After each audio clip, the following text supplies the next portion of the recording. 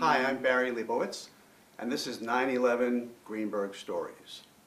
I'm with the town's 9/11 Living History Committee, and our mission is to share and educate and preserve the personal accounts, intimate stories of town residents who were most significantly affected by the terrorist attacks of September 11th, 2001, 9/11. And toward that end, we're going to be having conversations like the one we're about to have now.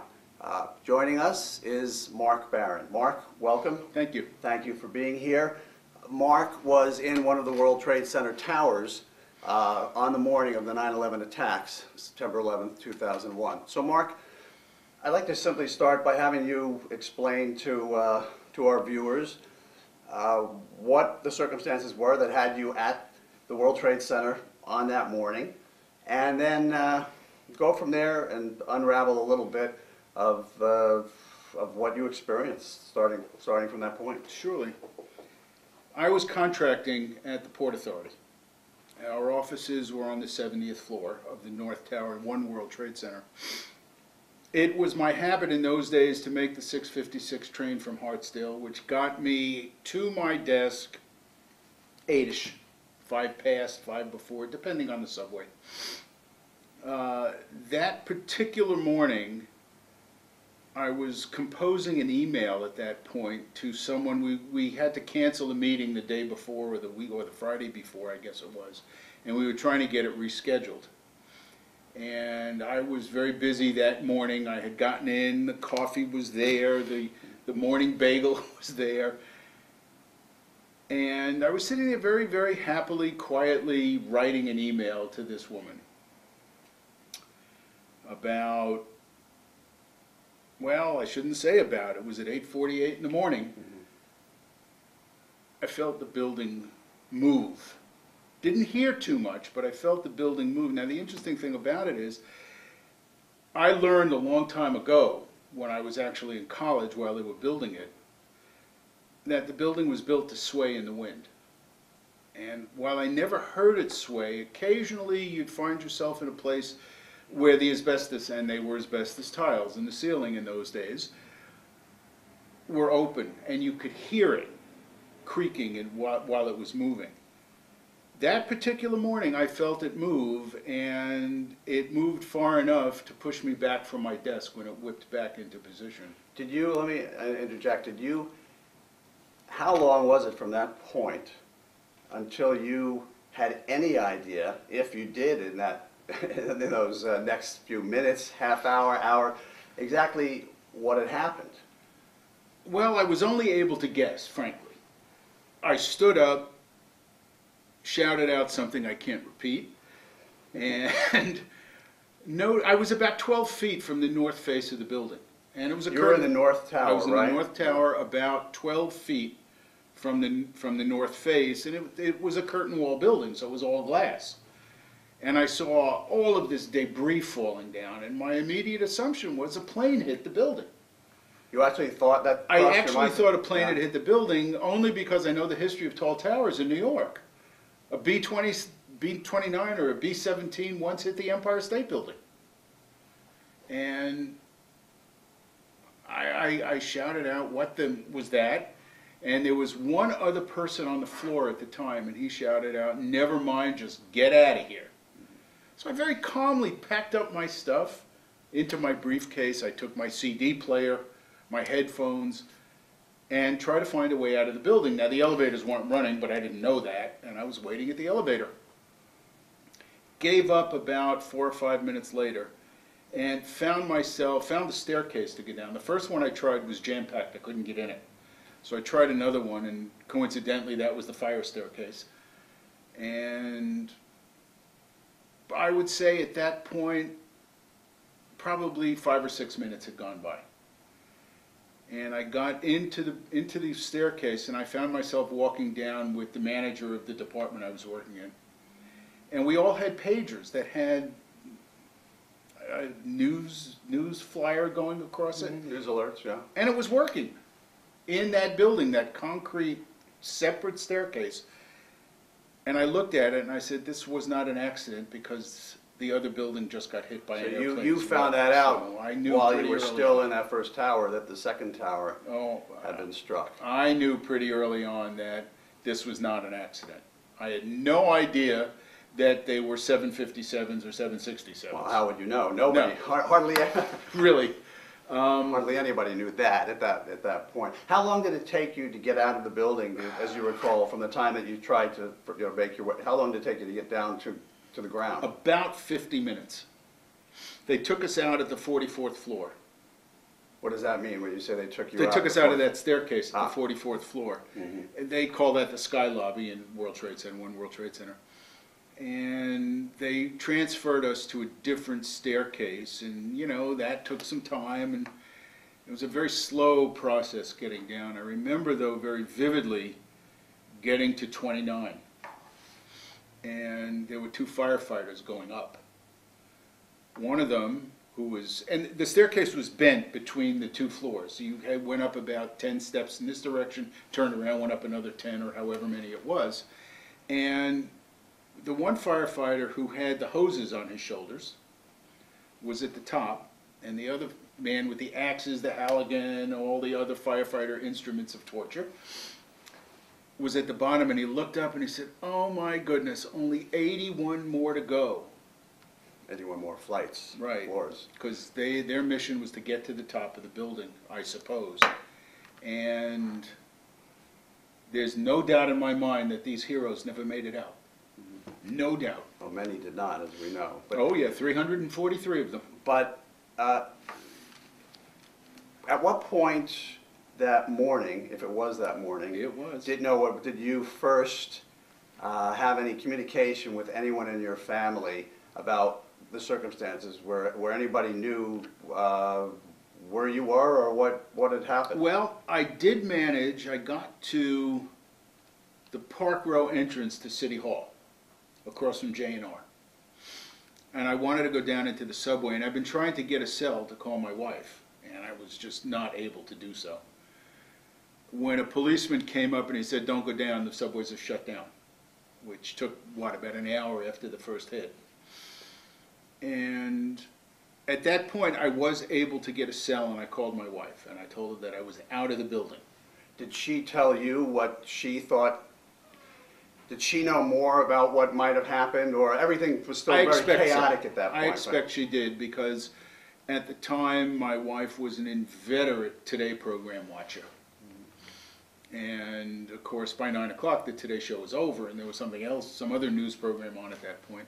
So I'm sure she knew that at least a big airplane had hit it, and why, who, I don't know if she knew or not.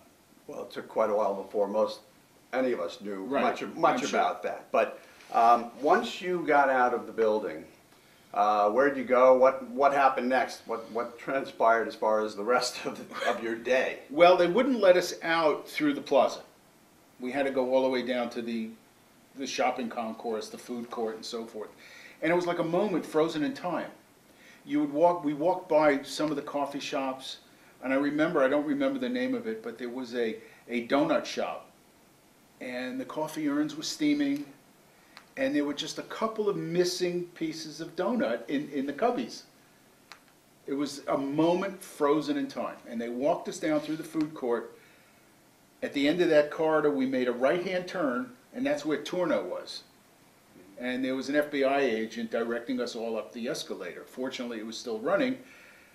And I remember also saying to the FBI agent, "I hope that escalator's running, because I just walked down 71 flights of steps, and I don't think I can walk up one." And I got up to the top. We got out through the customs court. I've forgotten what number that was. I think it was 5. One of the low black buildings that was I in don't the know the corner. number, but I know that there was the customs. And walked down, I guess it was John Street, along St. Paul's Chapel. And I always marveled at St. Paul's Chapel, only because I know George Washington worshiped there while he was president. How and when did you make your way home that day? Well, that's the good part of the story, I suppose.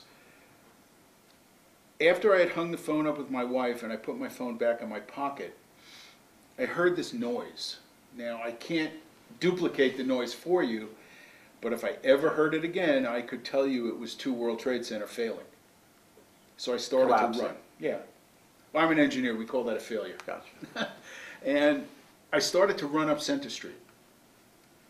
I got to about White Street when it occurred to me that the cloud wasn't going to reach me. And I stopped running and started to walk. Now, coincidentally, my father's business was on Grand Street at Lafayette. Now, my father had passed away 15 or 16 years earlier. Where were you living at this time? Where in Greenburgh? On Chedworth Road in Edgemont. Okay, just for a point of reference.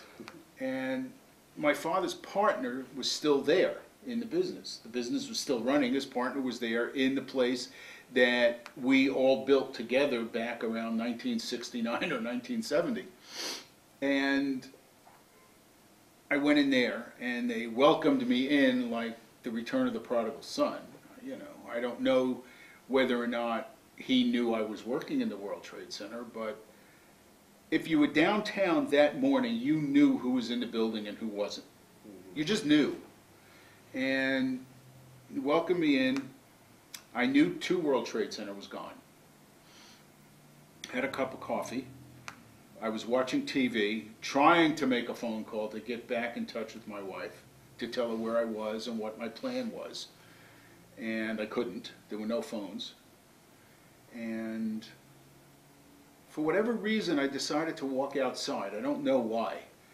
And it's that part of Grand Street, if you walked about a half a block west, you got to a street called Crosby Alley. And Crosby Alley you could never see past the World Trade Center because the building blocked it. And I walked outside, went over to Crosby Alley and looked downtown, and I could see where the World Trade Center no longer was. I lost it. I lost it. I couldn't walk back the 50 or 60 feet to get back inside. I needed help. And I walked, and he said, "Can I get you something? I have ginger ale, I have Coca-Cola, I have coffee." I said, "Something about 90 proof would be better." Mm-hmm. Let me ask you, just looking forward from that awful moment for so many, and you started to talk a little bit about how you responded. How long was it, or what actually happened in terms of your work circumstances? How long was it before you were in a position, physically, emotionally, logistically, to be able to go back to work? And can you tell me about that a little bit? Okay. The next morning, Wednesday morning, I had made arrangements with a colleague who lives over in Irvington that we would try to go to the data center in Staten Island. He picked me up at 5:30 in the morning. By 9:30, we hadn't gotten to the last exit on the sawmill before the bridge into Manhattan. So we got off, turned around, and went home. When I got there, I called in to the data center. I said, "There's just no way I can get there. The traffic, everything's blocked." He said, "If you have to move heaven and earth, get here, please." So I called Kevin back. I said, "I just spoke to the data center. They want us to come in." He said, "All right, I'll pick you up in an hour." He came back in an hour. And the reason he was driving is we only had one car at the time. And he picked me up, and we made our way down the sawmill, into Manhattan, across the George Washington Bridge, down the turnpike to exit 13. And they wouldn't let us cross the bridge. There was a lot of that for quite a number of days and longer at that time. So we had to go down. We got back on the turnpike and we went down exit 11, I think, the Outer Bridge crossing. Came back that way. Came back that way. The 40-some mile trip became 70 as a result. We were there, we got there that afternoon. It must have been around 4 o'clock. We left at midnight, and we were back in again the next morning before 8. And we worked that way for the better part of 3 weeks until things settled down a little bit. And we were able to conveniently cross the bridges again and so on and so forth. And we stayed in Staten Island. The Port Authority made arrangements to put about 40 people, maybe 50 people on the floor of the data center. The worst working conditions you can imagine. If you've ever been in a computer facility, you know what I mean. It's noisy, it's cold, and it's certainly not meant for office work. Did you know, were you aware of other people, co-workers, acquaintances who were with you in the North Tower that morning when this attack, you didn't know it was an attack then, when this happened, and were there people that you were wondering what had happened with them? Well, I had heard, I didn't have, pardon me, I didn't have firsthand knowledge at that point. There were two women who were friends with each other, very close friends apparently. And their habit was, after they got into work, they would go down to the plaza, have a cup of coffee, and smoke a cigarette. They didn't make it. They were killed in the plaza. And too bad. I mean, the number of young people who perished that morning is just astonishing. And well, as we know, the age range, and I don't recall off the top of my head, but the age range of victims was quite significant. It was, but the large majority of the folks are under 50. Well, a lot of people were working, and yeah, and many in the financial industry, and among other things. Right. Let me. I want to turn a little bit to some of the bigger picture aspects of this, the aftermath from your perspective. There's so much we could talk about on the day of, but I want to get your views on some other things. With the benefit of hindsight, and now actually it's 17, more than 17 years that we're talking now, but 17 years since the attacks.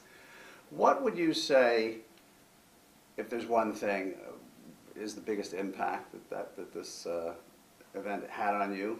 And if there's not one thing, that's fine too.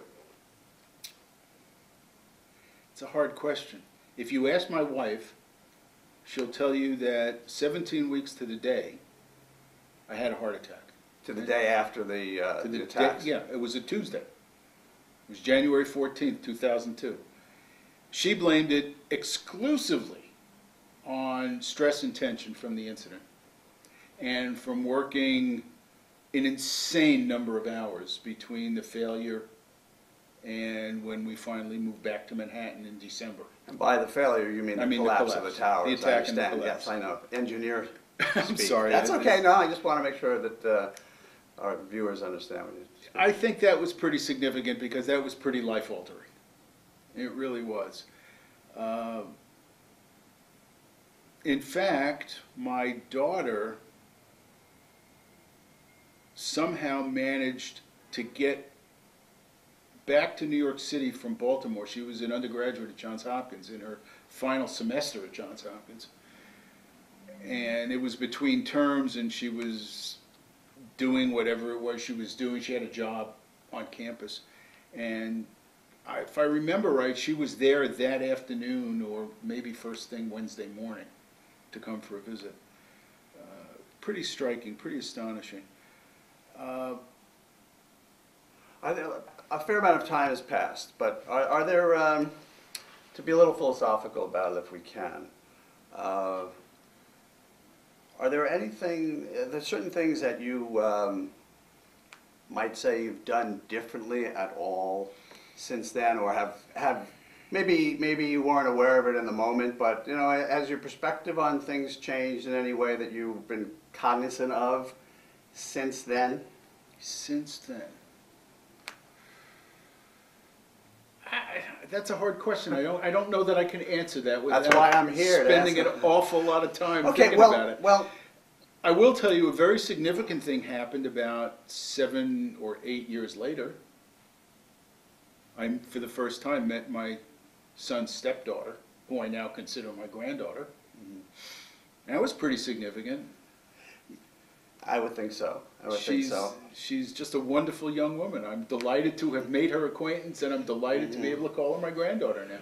Is there, maybe this is another way to go at the same idea, but a little more on point.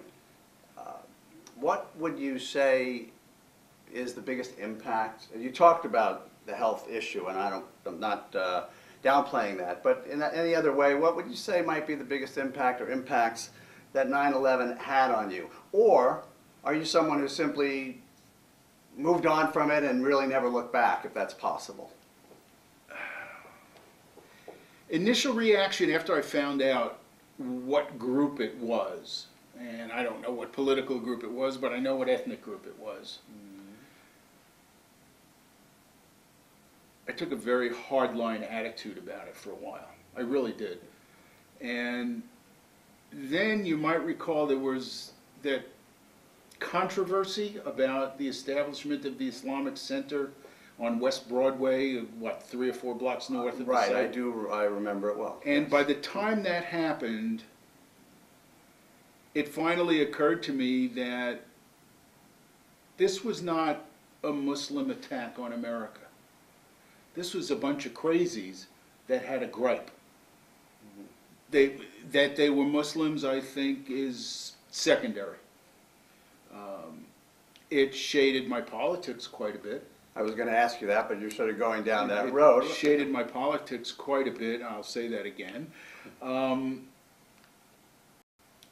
I thought that America's response was totally off base. How so? If you want to pontificate on that a bit. The United States attacked Iraq. After initially, yeah, right? Yes. And Iraq was not Afghanistan, the right? cause. I mean, they may have lived there. They certainly were not sponsored by Hussein. Is the world better off with Hussein gone? Under different circumstances, I would probably say yes, but under the current circumstances, probably not. Oh, this is one that we the don't historians need to talk about and the politicians and the journalists and those who survived have been discussing for years and we'll debate long after we're gone. Right. But I appreciate you sharing that with me. I've come around, I really have, because it wasn't the Muslims' fault. It was 21 crazies. Is there anything in particular? It could be something very microscopic, or it could be a big picture. Is there anything in particular about your experience as I don't know? You don't strike me as someone who necessarily goes around thinking of yourself as a survivor. I could be wrong, but is there something about your experience from 9/11 or the events overall that you would sort of want the lay person to have a greater appreciation of, small or big? I'm